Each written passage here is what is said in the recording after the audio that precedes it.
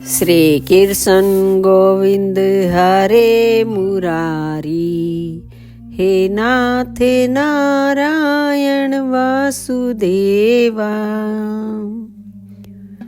श्रीमद् भागवत को नमस्कार, व्यासदेव जी को नमस्कार, मैत्रेय जी को नमस्कार, विदुर जी को नमस्कार, ध्रुव जी को नमस्कार करके आज के अध्याय का आरंभ करते हैं। श्री मैत्रेय जी कहते हैं, विदुर जी, भगवान के इस प्रकार आश्वासन देने से देवताओं का भय जाता रहा और वे उन्हें प्रणाम करके स्वर्ग लोक को चले गए। तदंतर विराट स्वरूप भगवान गरुड़ पर चढ़कर अपने भक्त को देखने के लिए मधुवन में आए। उस समय ध्रुव जी तीव्र योगाभ्यास से एकाग्र हुई बुद्धि के द्वारा भगवान की बिजली के समान दे दीप्यमान जिस मूर्ति को अपने हृदय कमल में ध्यान कर रहे थे, वह सहसा विलीन हो गई। इससे घबराकर उन्होंने जो ही नेत्र खोले कि भगवान के उसी रूप को बाहर अपने सामने खड़ा देखा। प्रभु का दर्शन पाकर बालक ध्रुव को बड़ा कौतूहल हुआ। वे प्रेम में अधीर हो गए। उन्होंने पृथ्वी पर दंड के समान लौटकर उन्हें प्रणाम किया। फिर वे इस प्रकार प्रेम भरी दृष्टि से उनकी ओर देखने लगे, मानो नेत्रों से उन्हें पी जाएंगे, मुख से चूम लेंगे और भुजाओं में कस लेंगे।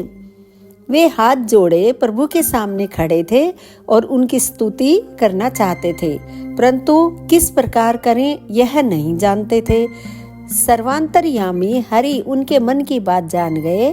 उन्होंने कृपा पूर्वक अपने वेद में शंख को उनके गाल से छुआ दिया।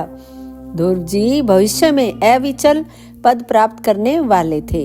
इस समय शंख का स्पर्श होते ही उन्हें वेदमयी दिव्य वाणी प्राप्त हो गई और जीव तथा ब्रह्म के स्वरूप का भी निश्चय हो गया। वे अत्यंत भक्ति भाव से धैर्य पूर्वक विश्वविख्यात कीर्तिमान श्री हरि की स्तुति करने लगे। ध्रुव जी ने कहा, प्रभु आप सर्वशक्ति संपन्न हैं। आप ही मेरे अंतःकरण में प्रवेश कर अपने तेज से मेरी इस सोई हुई वाणी को सजीव करते हैं तथा हाथ, पैर, कान और त्वचा आदि अन्य इंद्रियों एवं प्राणों को भी चेतनता देते हैं। मैं आप अंतर्यामी भगवान को प्रणाम करता हूँ। भगवान आप एक ही हैं, परंतु अपनी अनंत गुणमयी माया शक्ति से इस महद आदि संपूर्ण प्रपंच को रचकर अंतर्यामी रूप से उसमें प्रवेश कर जाते हैं और फिर इसके इंद्रादि असत गुणों में इनके अधिष्ठात्री देवताओं के रूप में स्थित होकर अनेक रूप भासते हैं। ठीक वैसे ही जैसे तरह तरह की लकड़ियों में प्रकट हुई आग अपनी उपाधियों के अनुसार भिन्न भिन्न रूपों में भासती है। नाथ, सृष्टि के आरंभ में ब्रह्मा जी ने भी आपकी शरण लेकर आपके दिए हुए ज्ञान के प्रभाव से ही इस जगत को सोकर उठे हुए पुरुष के समान देखा था। दीनबंधो, उन्हीं आपके चरण तल का मुक्त पुरुष भी आश्रय लेते हैं। कोई भी कृतज्ञ पुरुष उन्हें कैसे भूल सकता है। प्रभो, इन शवतुल्य शरीरों के द्वारा भोगा जाने वाला इंद्रिय और विषयों के संसर्ग से उत्पन्न सुख तो मनुष्यों को नरक में भी मिल सकता है।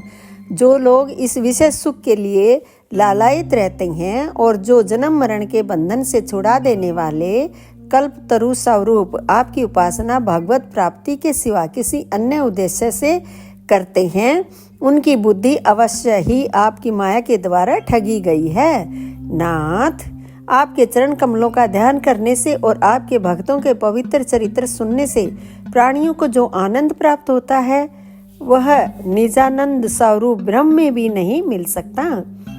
फिर जिन्हें काल की तलवार काटे डालती है, उन स्वर्गीय विमानों से गिरने वाले पुरुषों को तो वह सुख मिल ही कैसे सकता है। अनंत परमात्मन, मुझे तो आप उन विशुद्ध हृदय महात्मा भक्तों का संग दीजिए जिनका आप में अविच्छिन्न भक्ति भाव है। उनके संग में मैं आपके गुणों और लीलाओं की कथा सुधा को पी पी कर उन्मत्त हो जाऊंगा और सहज ही इस अनेक प्रकार के दुखों से पूर्ण भयंकर संसार सागर के उस पार पहुंच जाऊंगा।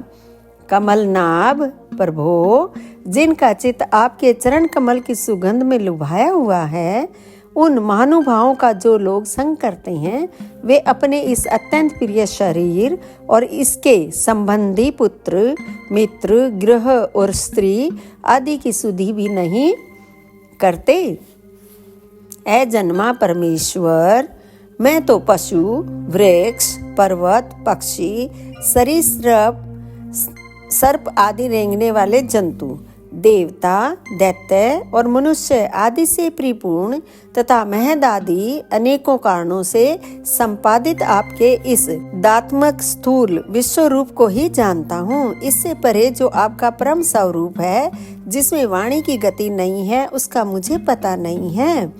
भगवान, कल्प का अंत होने पर योग निद्रा में स्थित जो परम पुरुष इस संपूर्ण विश्व को अपने उदर में लीन करके शेष जी के साथ उन्हीं की गोद में शयन करते हैं तथा जिनके नाभि समुद्र से प्रकट हुए सर्वलोक में सुवर्ण वर्ण कमल से परम तेजो में ब्रह्मा जी उत्पन्न हुए, वे भगवान आप ही हैं।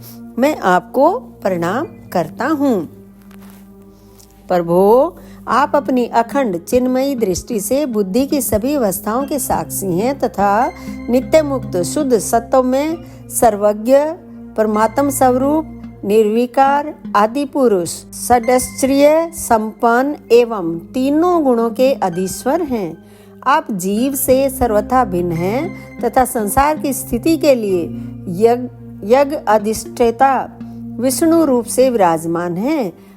आपसे ही विद्या, अविद्या आदि विरुद्ध गतियों वाली अनेकों शक्तियां धारावाहिक रूप से निरंतर प्रकट होती रहती हैं। आप जगत के कारण, अखंड, अनादि, अनंत, आनंदमय, निर्विकार ब्रह्म स्वरूप हैं। मैं आपकी शरण हूँ। भगवान, आप परमानंद मूर्ति हैं। जो लोग ऐसा समझकर निष्काम भाव से आपका निरंतर भजन करते हैं, उनके लिए राज्य आदि भोगों की अपेक्षा आपके चरण कमलों की प्राप्ति ही भजन का सच्चा फल है। स्वामीन, यद्यपि बात ऐसी ही है तो भी गो जैसे अपने तुरंत के जन्मे हुए बछड़े को दूध पिलाती और व्याघ्र आदि से बचाती रहती है, उसी प्रकार आप भी भक्तों पर कृपा करने के लिए निरंतर विकल रहने के कारण हम जैसे काम जीवों की भी कामना पूर्ण करके उनकी संसार भय से रक्षा करते रहते हैं।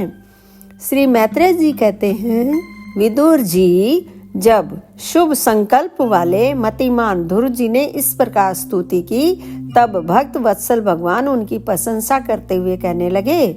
श्री भगवान ने कहा, उत्तम व्रत का पालन करने वाले राजकुमार, मैं तेरे हृदय का संकल्प जानता हूँ।